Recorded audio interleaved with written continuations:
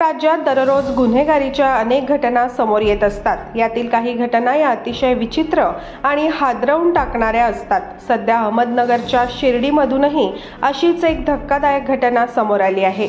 यात एका चहा विक्रेत्यावर जीवघेणा हल्ला झाला। सिगारेटचे पैसे मागितल्याने हा हल्ला करण्यात आला आहे। चहा विक्रेत्यावर जीवघेणा हल्ला झाल्याची घटना शिर्डीमध्ये घडली आहे। साई मंदिराच्या गेट नंबर 1 समोर ही घटना घडली। सिगारेटचे पैसे मागितले म्हणून चहा विक्रेत्यावर चाकूने वार करण्यात आले।